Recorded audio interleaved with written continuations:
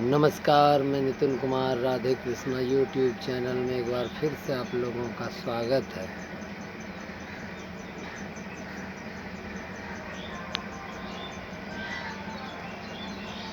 जैसा कि आप लोग जानते हैं कि हमने अपना पिछला वीडियो जो दिया था राधे राधे जय श्री कृष्ण, उसमें हमने मोक्ष के बारे में बताया था कि साधारण तौर पर मोक्ष के बारे में बताया था, परंतु जो भागवत महापुराण में मोक्ष के बारे में बताया गया है उस मायने से कहा जाए तो एक बार की बात है कि उद्धव जी भगवान श्री कृष्ण से पूछते हैं कि हे माधव, आपने किसी भी ऋषि मुनियों को हजारों हजार वर्ष तपस्या करते हैं, कई कई जन्म की तपस्या का फल देते हैं, फिर भी उन्हें मोक्ष नहीं मिलता। पर तो साधारण मनुष्य जो कि गृहस्थ आश्रम के मनुष्य हैं, फिर उन्हें तो आप कभी मोक्ष नहीं देते होंगे, क्योंकि जब देखते हैं कि ऋषि मुनि वर्षों बरस हजारों बरस तक तपस्या करते रहते हैं, फिर भी उन्हें मुक्ति नहीं मिलती, मोक्ष नहीं मिलती, अपने शरण में नहीं लाते, मतलब कि वो देते हैं, तो फिर राधे राधे बोलिए, जय श्री कृष्ण। तो इस पर मुस्कुराते हुए माधव श्री कृष्ण भगवान कहते हैं कि हे हमारे अग्रज, हमारे बड़े भैया उद्धव भैया, हर मनुष्य के लिए एक अलग सब के लिए अलग अलग नियम होता है। जैसा कि जो मनुष्य गृहस्थ आश्रम का त्याग करके संन्यास धारण करते हैं, तो उसका केवल कार्य ही हो जाता है ईश्वर की भक्ति करना। संन्यास धारण करने के उपरांत उन्हें किसी भी प्रकार का और कोई कार्य नहीं होता है, केवल उसे ईश्वर की भक्ति करनी पड़ती है। इसलिए मैं उनसे हजारों हजार बरस तपस्या करने के बाद उन पर प्रसन्न होता हूँ, और जब वह पूर्ण रूपेण मुझ में समर्पित हो जाते हैं, मेरे अलावा उनके लिए कुछ नहीं रह जाता है, वह अपना मोह माया सब कुछ त्याग कर देते हैं, केवल मेरे ही भक्त बनकर रह जाते हैं, मेरी ही उपासना करते रहते हैं। इसी में उन्हें हजारों करोड़ों वर्ष लग जाते हैं, हजारों वर्ष उनकी तपस्या में लग जाते हैं। उनके चित्त को शांत करने के लिए योग में स्थिर होने की में उन्हें करोड़ों हजारों वर्ष लग जाते हैं। परंतु हे उद्धव भैया, गृहस्थ आश्रम में मनुष्य जिन पर उनके पिता की, उनके माता की, उनके बच्चों की, उनके पत्नी की और भी कई लोगों की जिम्मेवारी है, समाज के विकास की जिम्मेवारी है, हर तरह की जिम्मेवारी उन पर है। तो उन्हें कब इस प्रकार का समय मिलेगा कि वह हमारे लिए हजारों बरस की तपस्या करें, या हमारा दिन रात हमारा स्मरण करें, हमारा नाम जाप करे, हमारा कीर्तन करे। इसलिए ऐसे मनुष्य के लिए जो गृहस्थ आश्रम में अपना सारा कर्म धर्म स्वरूप करते हैं, जो कि सारे लोग कि जो अपने सारे धर्मों का निर्वाह करते हैं, कर्मयोग में होकर, कर्म से लिप्त होकर कर्मयोग में अपने सारे धर्म का निर्वाह करते हैं, अपनी माता पिता की सेवा और अपने पत्नी का ध्यान रखना, अपने बच्चों को अच्छा संस्कार देना, इस प्रकार के सारे नियम व्रत जो पालन करते हैं, उनके एक बार मेरा नाम लेने से ही उनकी मुक्ति हो जाती है। यदि वह एक बार भी हमारा नाम शांत चित्त हृदय से अपने मतलब अंदर की गहराइयों से आत्मा की पुकार करे तो उन्हें तो केवल एक बार में ही मैं मुक्ति दे देता हूँ। ऐसे कई उदाहरण भी मतलब वो भगवान श्री कृष्ण बताते हैं। जैसे अजामिल के बारे में बताते हैं भगवान श्री कृष्ण, कहते हैं कि बोलिए राधे राधे, जय श्री कृष्ण।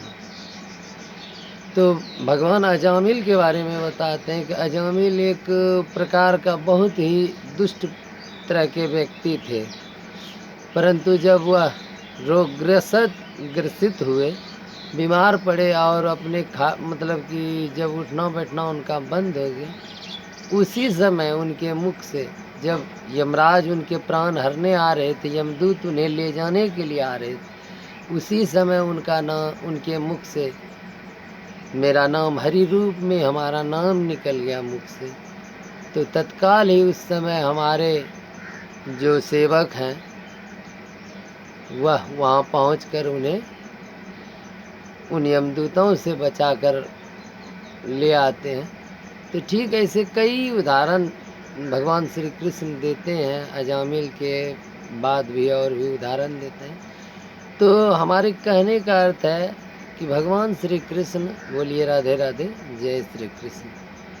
तो शास्त्र में भागवत महापुराण में ऐसा भगवान श्री कृष्ण बताते हैं उद्धव जी को, उद्धव जी के पूछने पर, कि जो मनुष्य गृहस्थ आश्रम में रहते हैं वह केवल उनके नाम का भजन कीर्तन करते रहें सुबह शाम, मतलब एक आदत सी बन जाए कि जैसे हमें अपने गृहस्थ के सारे कार्य करने के उपरांत जब हम संध्या मतलब रात्रि की वेला में शयन कक्ष में जाएं, आराम करने के लिए जाएं, उस समय भगवान का कीर्तन करें 5 मिनट 10 मिनट के लिए जो भी हो।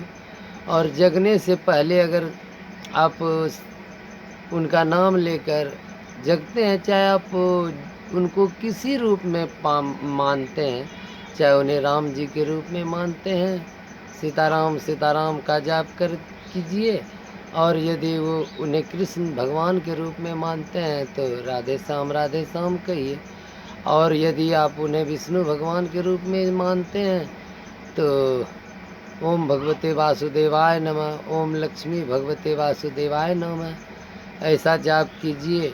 आप जिस भी रूप में मानते हैं उन्हें, चाहे आप उन्हें महादेव के रूप में मानते हैं तो महादेव, हर हर महादेव, माता पार्वती की जय कहिए, हर हर महादेव माता पार्वती की जय कहिए, उनका भजन कीजिए, कीर्तन कीजिए, जिस भी तरह से कीजिए, ताकि यह आदत आपको सारी जिंदगी बनी रहे, और जब इस संसार से आपके जाने का समय हो, भजन कीर्तन ध्यान जो भी कर सकते हैं कीजिए, और जब आपको इस संसार से जाने का समय आएगा तो वह स्वयं आपको इसका संकेत देते हैं। ऐसा भगवान श्री कृष्ण उद्धव जी को बताते हैं कि तब मैं स्वयं उन्हें इस प्रकार बताता हूँ, उन्हें किसी रूप में आकर बताता हूँ, या उनके स्वप्न में आता हूँ, या सजीव होकर आता हूँ, जिस प्रकार से भी उनकी भक्ति रही है। तो स्वयं भगवान श्री कृष्ण कहते हैं आकर, हे वत्स, अब चलो, इस माया लोक से तुम्हारे जाने का समय आ चुका है, अब तुम हमारे लोक में चलो। यह उनके जिस प्रकार का कर्म होता है, स्वर्ग हो, ब्रह्मलोक हो, कई प्रकार के लोक हैं, साकेत धाम, या तो आप गोलोक कहिए या वैकुंठ लोक कहिए, हर लोक की अपनी अपनी मर्यादाएं होती हैं। तो भगवान श्री कृष्ण उन जिनकी मुक्ति होती है वह सदा के लिए भगवान श्री कृष्ण में मुक्त हो जाते हैं, जिसे मोक्ष कहा जाता है। उसके बाद उन्हें फिर इस 84 लाख 84 योनियों में वापस नहीं आना होता है। अन्यथा आपने जिस प्रकार के कर्म किए हैं उस प्रकार के कर्म से के अनुसार आपको स्वर्ग, नरक या वैकुंठ, मतलब वैकुंठ तो नहीं, क्योंकि वैकुंठ में जो जाता है वह फिर वापस नहीं आता है। ब्रह्मलोक हो, सूर्यलोक हो, सभी देवी देवताओं के अपने लोक हैं। आप जिसको अपना आदर्श मानते हैं, जिनको अपना इष्ट मानते हैं, जिनकी आप पूजा करते हैं, आप उनके लोक जाकर पुनः फिर इस सांसारिक लोक में ही आना होता है। ऐसा श्रीमद् भागवत में अर्जुन को भगवान श्री कृष्ण बताते हैं, क्योंकि केवल मुक्ति केवल वो भगवान श्री हरि ही देते हैं, कृष्ण ही देते हैं, राम ही देते हैं। मुक्ति का कार्य उन्हीं का है। और सभी अपने, और जैसे सूर्यदेव हुए, चंद्रदेव हुए, और भी कई भी देवता हैं, यदि आप उनकी उपासना करते हैं, उनको अपना इष्ट मानते हैं, उनकी पूजा करते हैं, वंदना करते हैं, तो वह आपको केवल ऐसा श्रीमद् भागवत में उन्होंने स्वतंत्र रूप से ऐसा कहा है और लिखा है भगवान श्री कृष्ण कि मुक्ति केवल मैं ही देता हूँ। अर्जुन को जब आज्ञा देते हैं कि अर्जुन तुम इस युद्ध करो, इस युद्ध में तुम हजारों क्षत्रियों का वध भी करोगे तो तुम्हें इसका दोष नहीं लगेगा, क्योंकि क्षत्रियों का कर्म युद्ध करना होता है, धर्म की रक्षा के लिए जो युद्ध करते हैं। तो मैं इसमें आगे नहीं जाऊँ। इसी प्रकार से कहते हैं, मतलब कि उसमें कहते हैं भगवान श्री कृष्ण कहते हैं कि सारे रूप में मैं ही हूँ, कृष्ण के रूप में भी मैं ही हूँ, और चंद्र रूप में मैं हूँ, सूर्य रूप में, मतलब कि ये सारे सृष्टि में सारा सभी देवी देवता यक्ष गंधर्व किन्नर मेरे ही रूप हैं। तुम जिस रूप में पूजा करोगे हमारी ही पूजा करोगे, तो उस रूप में हम तुम्हें उसी लोक तक ला सकते हैं, वहीं तुम्हें फिर पुनः वापस जाना होगा। और यदि तुम हमें, बोलिए राधे राधे, जय श्री कृष्ण। तो और यदि तुम हमें हमारे रूप में पूजते हो, विष्णु के रूप में पूजते हो, श्री कृष्ण के रूप में पूजते हो, राम के रूप में पूजते हो, परशुराम के रूप में पूजते हो, तो इन सब के जन्म में मैं तुम्हें स्वयं अपने लोक में बुला लूँगा, और फिर तुम्हें इस जन्म मरण के चक्र से मुक्ति हो जाएगी।